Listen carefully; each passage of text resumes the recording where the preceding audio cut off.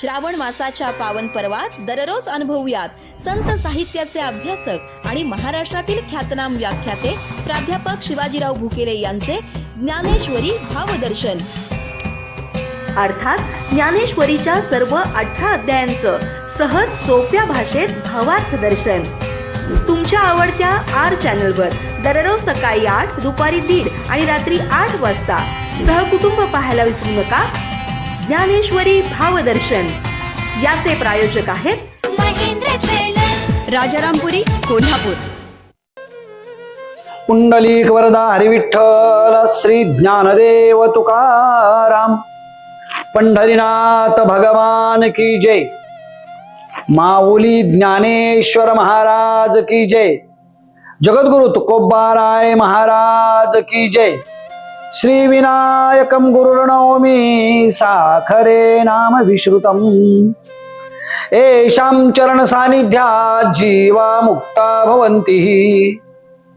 साखरे वंश विख्यातं ज्ञानदान परायणम्. श्री विनायकं गुरुर्वन्दे भवबन्ध विमुक्तये. ज्ञान प्रताप विलसत वचनामृतंच. अद्वैत भाव पटुतामहित बुद्धिरहस्य. ज्ञानेश्वरस्तु भगवान अवतीर्ण एव.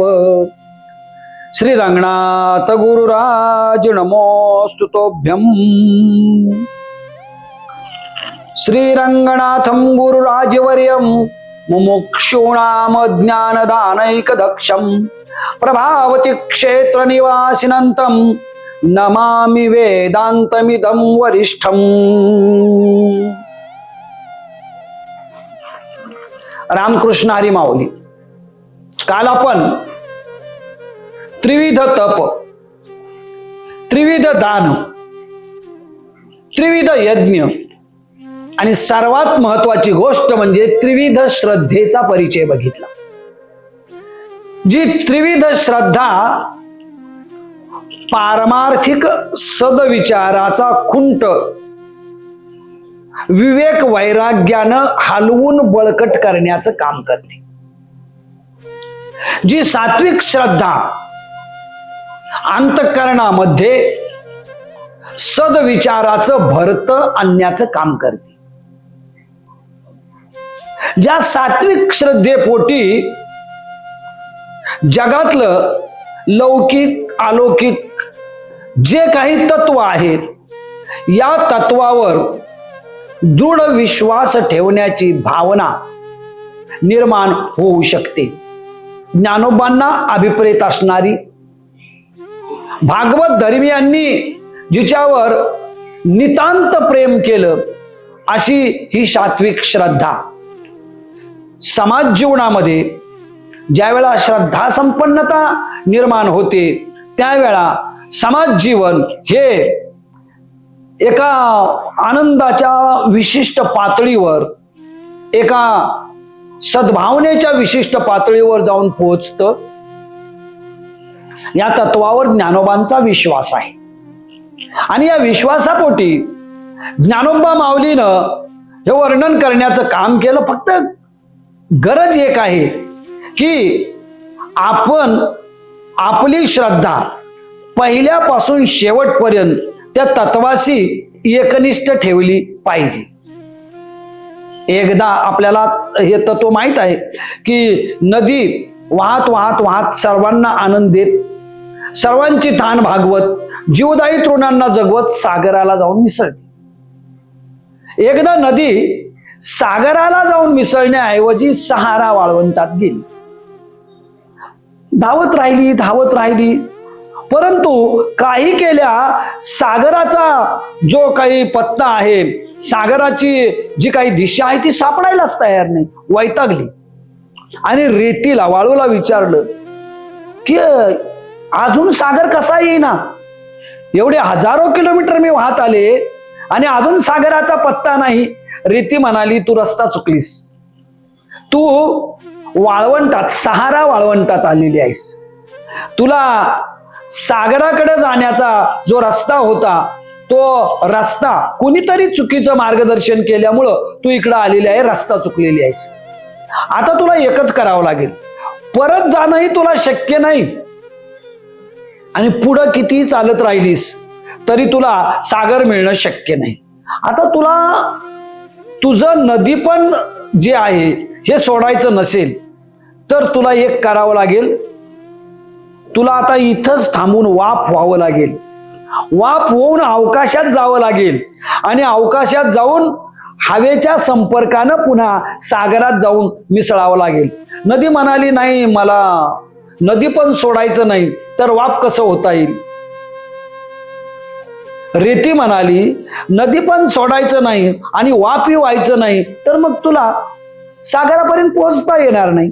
पोहोचायचं असेल तर तुला हे करावं लागतं. श्रोत्यांनो, भगवंत नावाच्या सागरापर्यंत पोहोचण्यासाठी आपल्याला काहीतरी सोडावं लागतं. जसं नदीला नदी पण सोडावं लागलं आणि वाफ होऊन सागरामध्ये मिसळावं लागलं, तद्वतच आपल्यातल्या विषय विकारांना, कामक्रोधाधिकांना तिलांजली देऊन आपल्याला त्या भगवंत नावाच्या महासागरापर्यंत पोहोचता येतं. खरंच तो महासागर आहे. ज्या महासागरानं मी आपल्याला म्हणालो की एवढा मोहफणीनग्रस्त झालेला, एवढा किंग कर्तव्य विमूढ झालेला आपला जो लाडका शिष्य अर्जुन होता, त्याला नष्टो मोह स्मृतीर लब्धा या अवस्थेपर्यंत आणलं. त्याला गुंतलो होतो अर्जुन गुणी, तो मुक्त झालो तुझेपणे, आता पुसणे सांगणे दोन्ही नाही. भगवंता, आतापर्यंत अर्जुन नावाची जी व्यक्ती आहे त्या व्यक्तीच्या दोषामध्ये आणि विकारामध्ये मी अडकलेलो होतो. तू मला समजला नाहीस आणि जीवनही मला समजलं नाही आणि त्यामुळं मी तुला अनेक प्रकारचे, एखाद्या हट्टी बालकाने नको ते प्रश्न आईला विचारावेत तसे अनेक प्रकारचे प्रश्न भगवंता मी तुला विचारत राहिलो. पण आईनं त्या हट्टी बालकाच्या प्रश्नाची उत्तर त्या त्या पातळीवर त्याची समजूत काढून देण्याचं काम करावं. तसं भगवंता, तू माझ्या प्रत्येक प्रश्नाचं उत्तर या माऊलीच्या कळवळ्यानं देण्याचं काम केलंस. माझ्या प्रत्येक प्रश्नाला तू विस्तृतपणे जीवनाचा, जगताचा, जगण्याचा आणि लढण्याचा कसा संबंध आहे याचं उत्तर देण्याचं काम केलंस. आणि म्हणून या 18व्या अध्यायात अर्जुन मोहमुक्त झाला. मोहमुक्त होऊन कुरुक्षेत्रावरच्या युद्धासाठी आणि जीवनातल्या युद्धासाठी सुद्धा तो सज्ज झाला. तसा हा अध्याय विविधतेने भरलेला आहे.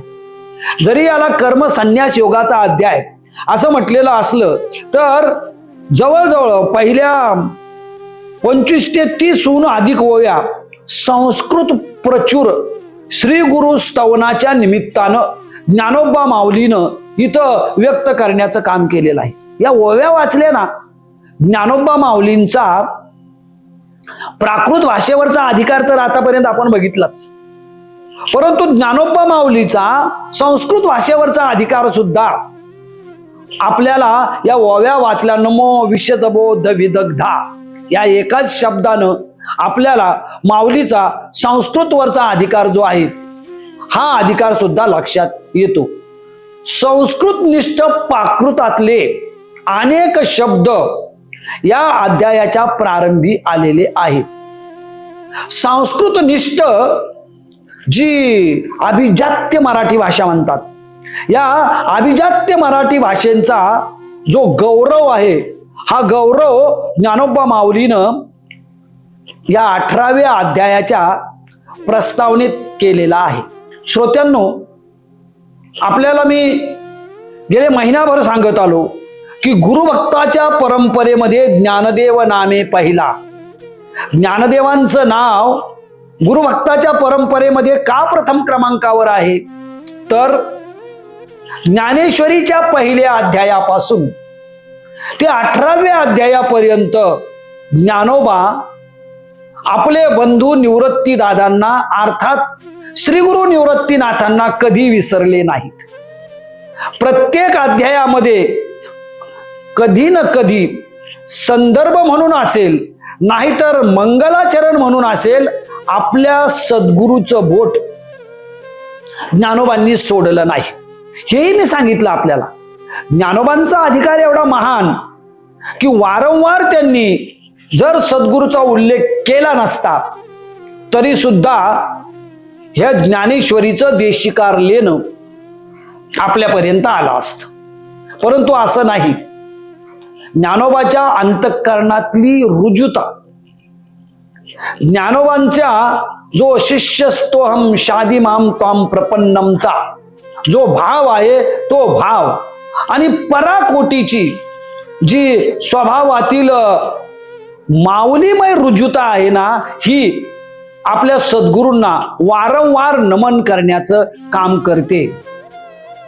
श्रोत्यांनो, सगळं हातात आल्यानंतर सुद्धा जेव्हा या सद्गुरू नावाच्या शक्तीला व्यक्ती विसरण्याचं काम करते, तेव्हा कधी कधी मोहभंग आणि कधी ज्ञानभंग या अवस्थेपर्यंत सुद्धा पोहोचावं लागतं. आज या प्रक्रिया थोड्या दुरापास्त झाल्यात, हे खरं आहे.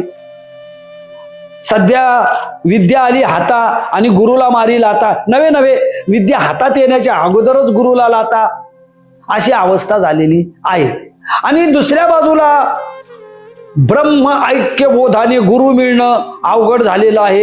एकीकडं रडका गुरु, दुसरीकडं मरका शिष्य, असा सगळा गोंधळ सध्या निर्माण होत आहे. जीव ब्रह्म ऐक्याच्या आसनावर आपण बसल्यानंतर आपल्या सत्शिष्यानं बसावं, याच्यासाठी नकळे दिवस की राती अखंड लागलीशे ज्योती, या माऊलींच्याच ओळीप्रमाणे रात्र आणि दिवस यांचा विचार न करता आपल्या शिष्यवर्यांना प्रबोधित करणारी ही शक्ती आहे. ज्या शक्तीचं वर्णन या अध्यायाच्या प्रारंभी यासाठी मिळतं की 17 अध्यायाचा समन्वय साधणारा आणि भागवत धर्म मंदिराचा जो अध्यात्म विद्येचा कलश आहे, हा कलश साधणारा हा अध्याय आहे.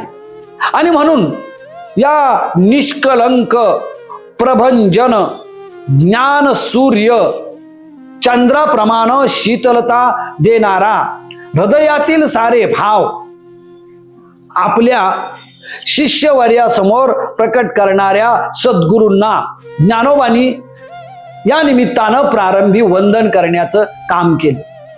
ज्ञानोबांनी ह्या वंदनानंतर एक मंदिर आमच्या समोर उभा केलं. त्या मंदिराचं नाव आहे गीता मंदिर.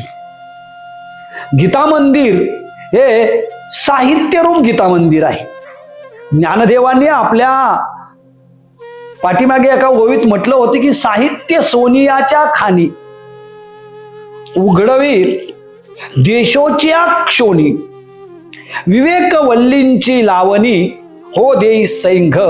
साहित्य सोन्याच्या खाणी उघडलेला जर या विश्वातला अद्वितीय ग्रंथ कुठला असेल तर तो श्रीमद भगवद्गीता आहे. आणि त्या भगवद्गीतेच्या 700 श्लोकाच्या निमित्तानं माझ्या तुमच्या ज्ञानोबा माऊलीनं प्रकट केलेली 9000 ओव्याची ज्ञानदेवी आहे. या गीता मंदिराच्या रूपानं गीता हे जसं शास्त्र आहे तशी ती जीवन जगण्याची एक पद्धती आहे. अगदी ज्ञानेश्वरीच्या प्रारंभी जे गीता ध्यान आहे, त्या गीता ध्यानामध्ये भगवान श्रीकृष्णाच्या गीता प्रतिपादनाची महानता या गीता ध्यानामध्ये उपक्रमाला वर्णन केलेली आहे. आणि या उपक्रमानंतर उपसंहाराला पुन्हा एकदा हे गीता ध्यान, गीतेचं हे तत्वज्ञान, तेथ हरू म्हणे नेनिजे देवी जैसे का स्वरूप तुझे, तैसे नित्य नूतन देखीजे गीता तत्व. ऐसं नित्य नूतन गीता तत्व ज्ञानोबा माऊलीनं या भावार्थ दीपिकेच्या निमित्तानं जरी समोर आणलं तर गीता तत्वाचा मात्र श्रद्धापूर्वक वारंवार उल्लेख करण्याचं काम केलं. मी जे म्हणालो प्रारंभी गीता ध्यान मिळतं, मुळात ते संस्कृत मध्ये आहे आणि त्याचा प्राकृत विलास पुढे ज्ञानोबा माऊलीने केला. ओम पार्थाय प्रतिबोधितां भगवते नारायणेन स्वयं व्यासेन ग्रथितां पुराण मुनीनां मध्ये महाभारतम् अद्वैतामृतवर्षिणीं भगवतीम् अष्टादशाध्यायिनी मंबत्वा मनुसंदधामि भगवद्गीते भवद्वेषिणीम् नमोस्तुते व्यास विशाल बुद्धे फुल्लारविंदाय तपत्रनेत्र येन त्वया भारत तैलपूर्ण प्रज्वालितो ज्ञानमय प्रदीपः प्रपन्न पारिजाताय स्तोत्रवेत्रैकपानये ज्ञानमुद्राय कृष्णाय गीतामृततुये नमः. वसुदेवसुतं देवं कंसचाणूरमर्दनं देवकी परमानंदम कृष्णं वंदे जगद्गुरुम. असा जगाचा गुरु, ज्या जगाच्या गुरुचं, व्यासांच्या प्रतिभेचं आणि गीता नावाच्या कामधेनूचं दोहन करणाऱ्या परमात्म्याचं या गीता ध्यानामध्ये वर्णन करण्यात आलेलं आहे. जसं या गीता ध्यानात वर्णन केलं तसं या गीता मंदिराच्या रूपकानं ज्ञानोबा माऊलीनं त्या अरिष्ट नेमीनं जेव्हा प्रचंड शिल्पातून एक सुबक आकार आपल्याला हवा तो आकार निर्माण करण्याचे, आणि दगड असला म्हणून झालं काय, हातामध्ये हातोडा, हातामध्ये छिन्नी घेऊन पर्वताप्राय किंवा महाकाय पर्वताबरोबर झुंजत झुंजत भगवंताच्या एका सुंदर मूर्तीला प्रकट करण्याचं काम केलं. जेव्हा अरिष्ट नेमीला विचारलं तेव्हा अरिष्ट नेमी म्हणाला, मी फक्त पर्वताचा जो नको असलेला भाग होता तो काढून टाकला आणि जे योग्य होतं ते ठेवण्याचं काम केलं. त्याच्यातून भगवंताची ही जी मूर्ती आहे ही मूर्ती साकारलेली आहे. भागवत धर्माच्या या ज्ञानोबा माऊलीनं वेदामधला, महाभारतामधला जो बाकीचा पसारा आहे याचा विचार न करता श्रीमद भगवद्गीता कामधेनू प्रमाणे दोहन करणारी आणि अर्जुनाचा मोह नष्ट करणाऱ्या श्रीमद भगवद्गीतेच्या काही मोजक्या श्लोकांना, म्हणजे हे 700 श्लोक जे आहेत या श्लोकांना महाभारतातल्या महत्व देण्याचं काम केलं. श्रीमद भगवद्गीतेच्या रूपानं ज्ञानोबा माऊलीनं आणखीन एक अपूर्वता या अध्यायाच्या निमित्तानं प्रकट करण्याचं काम केलं. कोणती अपूर्वता आहे ती? तर माऊली म्हणते, वेद कृपण जरी जहाला, वेद कृपण आहेत. कृपण आहेत म्हणजे कंजूस आहेत. आणि कंजूस कशाच्या बाबतीत आहेत? कंजूस वेदांचा अधिकार जो आहे ना, तो ही जी आपली वर्ण व्यवस्था आहे ना, ब्राह्मण, क्षत्रिय, वैश्य, शूद्र, या वर्ण व्यवस्थेमध्ये वेदाचा अधिकार उच्च वर्णीयांना आहे.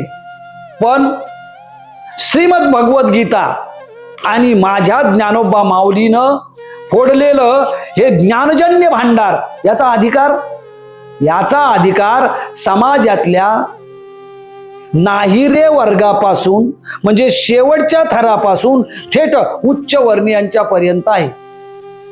श्रोत्यांनो, मी वारंवार ही जी आध्यात्मिक लोकशाही आपल्याला पहिल्या दिवसापासून सांगत आलो ना, ही ती आहे की ज्यांना या साम्राज्यापर्यंत पोहोचण्याचा अधिकारच नव्हता त्यांना ज्ञानोबा माऊलीनं या आध्यात्मिक लोकशाहीच्या व्यासपीठावर एकत्र करण्याचं काम केलं. त्यांच्या स्वरामध्ये एक क्रांतीचे भाव जे आहेत, हे क्रांतीचे भाव भरण्याचं काम ज्ञानोबांनी केलं. ज्ञानोबा फक्त आध्यात्मिक आहेत अशातला भाव नाही. ज्ञानोबा फक्त गुरु परंपरा नाथ संप्रदायातली, जन्म उच्च वर्णीयातला, कार्य भागवत धर्मातलं एवढ्या पुरते मर्यादित नाहीत.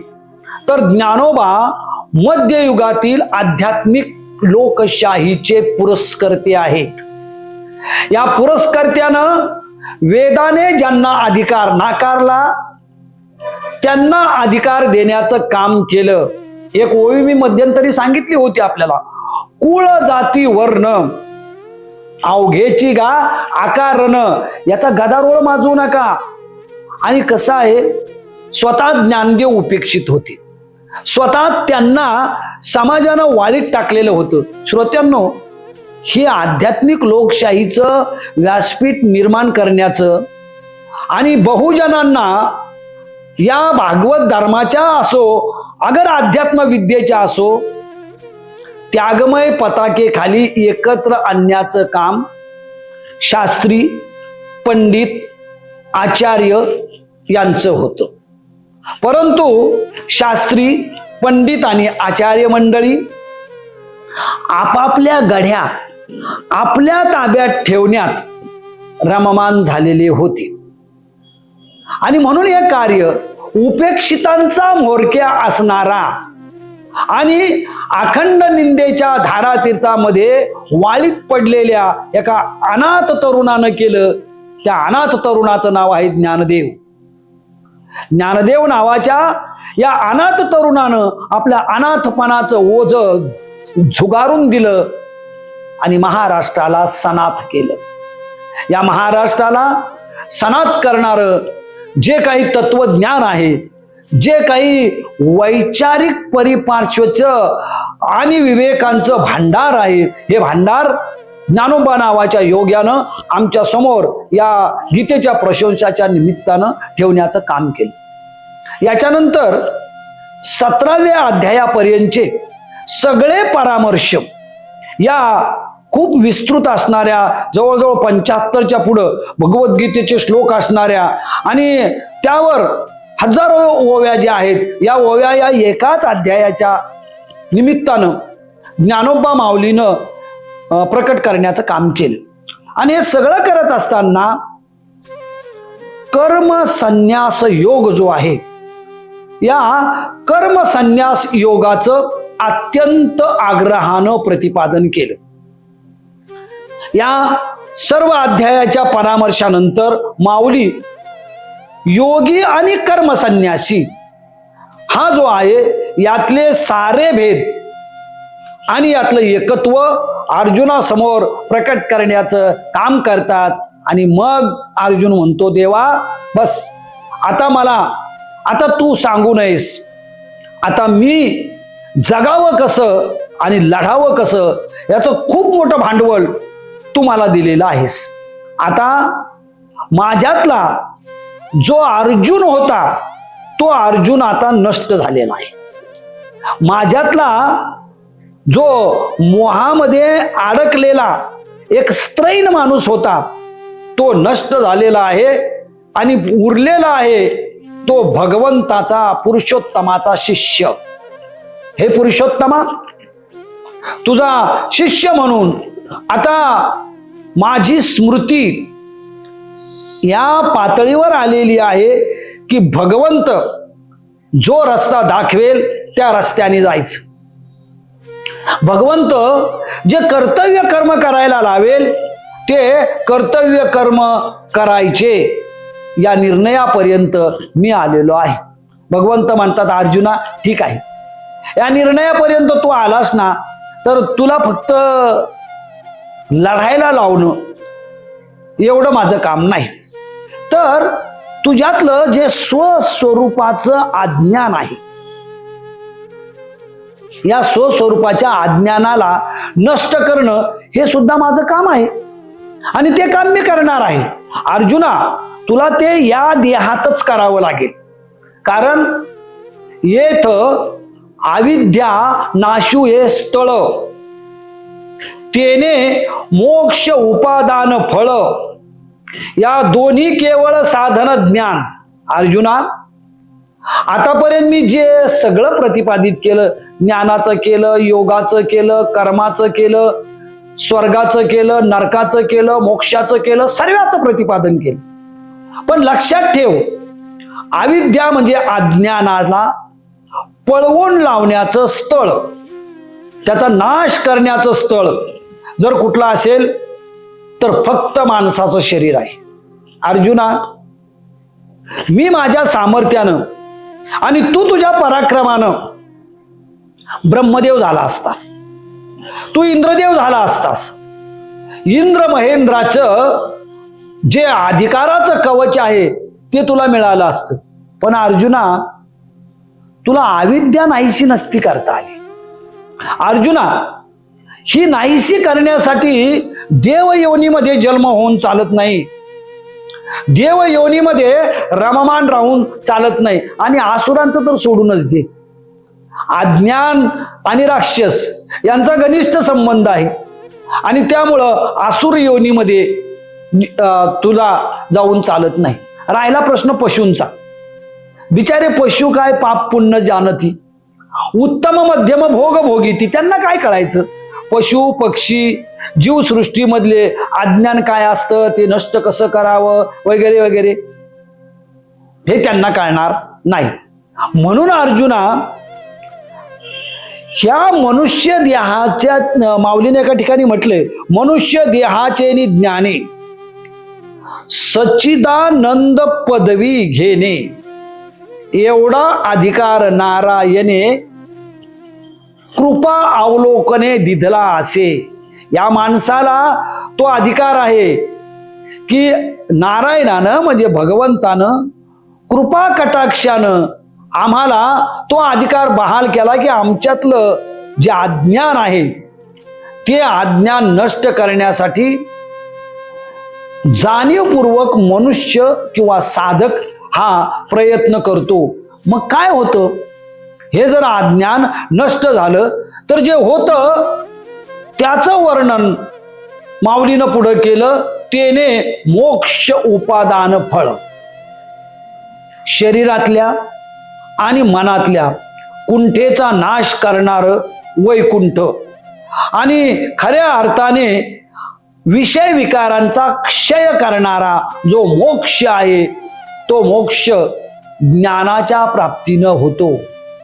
या दोन्ही केवळ साधन ज्ञान म्हणजे आपल्याला जी मोक्ष प्राप्ती किंवा सलोकता, स्वरूपता, समीपता, सायुज्यता हे मोक्षाचे किंवा मुक्तीचे 4 प्रकार आहेत.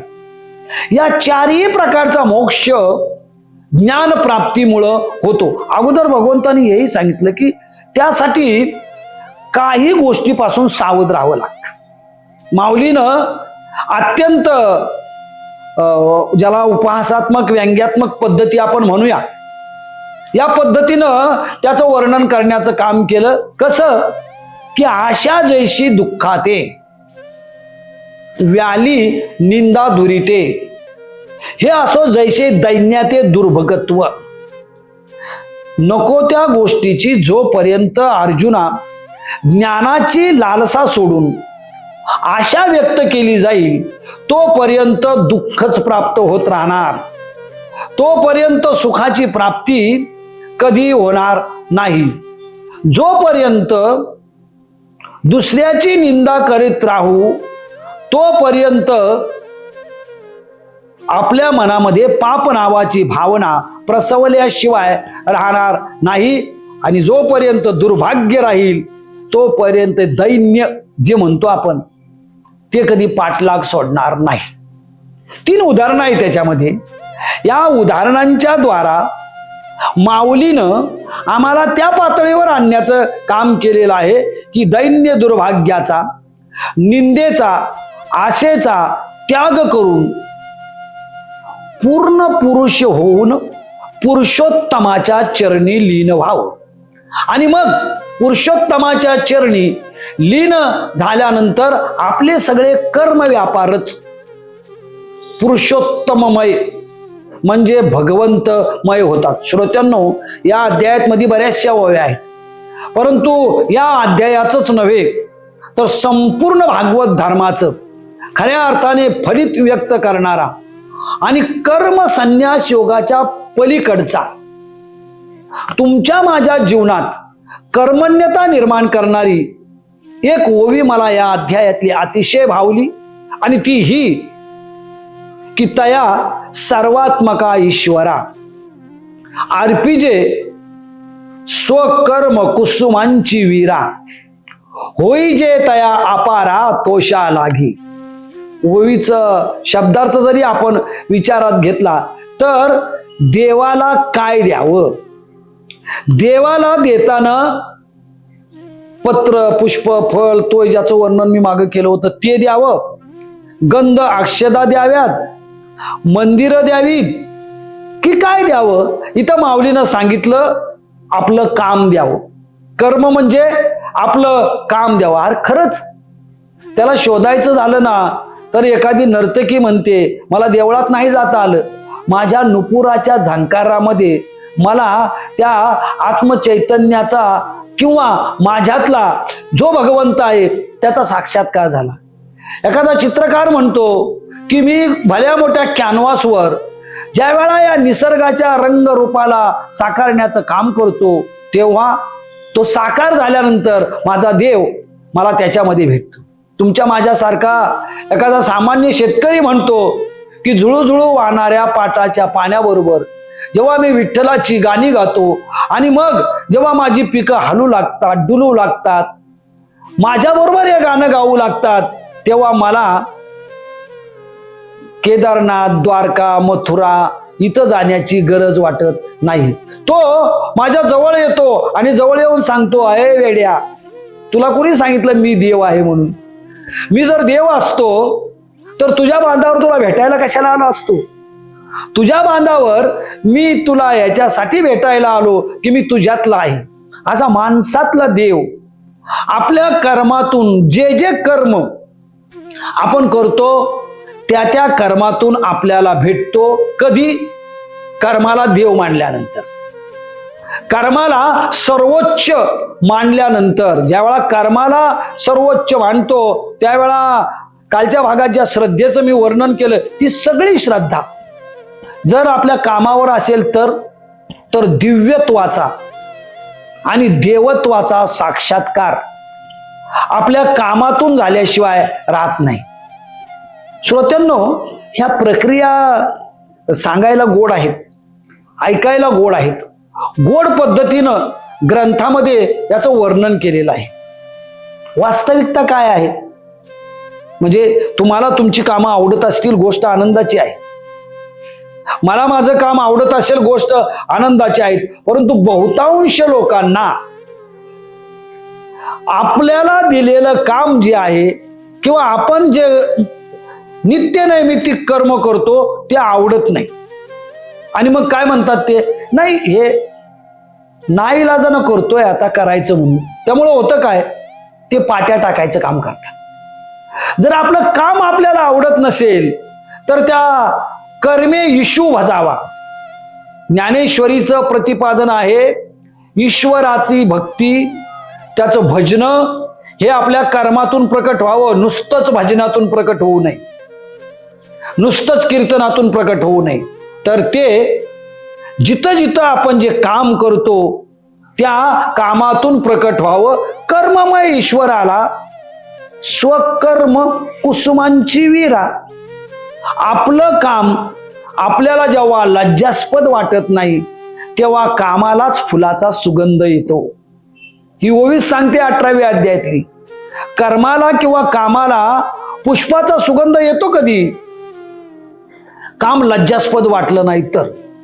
ज्याला आपलं काम लज्जास्पद वाटतं किंवा जगातलं कुठलंच काम हीन, लज्जास्पद, नीच असं नाही. हा श्रोत्यांनो, आपण ते ठरवतो हे काम माझ्या योग्यतेचं नाही, हे काम मी करणार नाही, हे काम लज्जास्पद आहे. नाही, कुठलंही काम लज्जास्पद नाही. मांस कुटणाऱ्या, ताटात टाकणाऱ्या, लोकाला विकणाऱ्या सज्जन कसायाला लोकांनी विचारलं, उद्योग कसायाचा करतोस आणि नाव देवाचं घेतोस? सज्जन कसाई म्हटला, माझं काम घाण आहे की छान आहे याच्याशी माझा संबंध नाही, पण मी जे मांस कुटतो त्याच्यामध्ये मला माझा भगवंत दिसतो. चोकोबा महाराज म्हणायचे, मी जी ढोरे ओढतो त्या ढोरामध्ये मला माझा भगवंत दिसतो. आता दिसला की नाही, किती अंधश्रद्धा होती, या बाबतीत मला भांडत बसायचं नाही.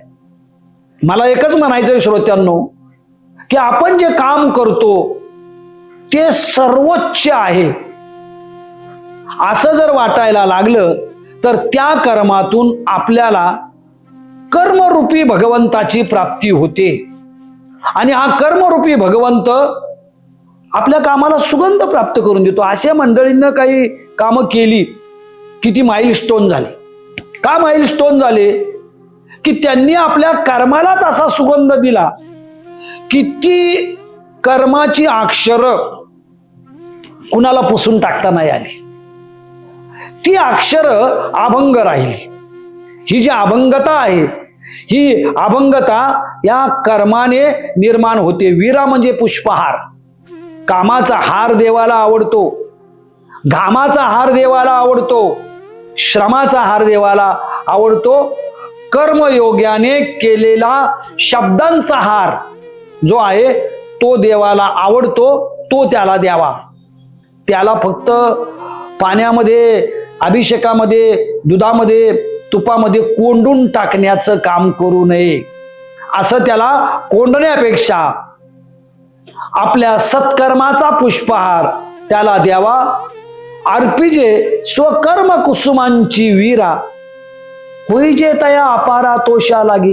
त्याला याचा प्रचंड आनंद होतो की बाबा तू तुझा घाम मला दिलास, तू तुझं श्रम मला देण्याचं काम केलं. आता तुझे जे सर्वोच्च कर्म आहे या कर्मामध्ये मी येण्याचं काम करेल. आणि जेव्हा तो त्यामध्ये येतो तेव्हा आपण अर्जुन होतो. या अध्यायाचा शेवटचा श्लोक हा श्रीमद भगवद्गीतेचं महावाक्य आहे आणि ज्ञानेश्वरीचं जीवन प्रतिपाद्य आहे. शेवटचा श्लोक आहे, यत्र योगेश्वर कृष्णो यत्र पार्थो धनुर्धरः तत्र श्रीर्विजयो भूतिर ध्रुवानीतिरमतिर मम. आणि मग माऊलीनं याच्यावर आपल्या वाग्विलास विस्ताराच्या निमित्तानं सांगितलं, चंद्रू तेथे चंद्रिका, शंभू तेथे अंबिका, संत तेथे विवेका असणे किजी. ज्या ठिकाणी चंद्र असतो तिथं चांदणे असतात. जिथं भगवान श्री शंकराचं वास्तव्य आहे त्या ठिकाणी माता पार्वतीचं वास्तव्य नेहमीच आपल्याला दिसतं.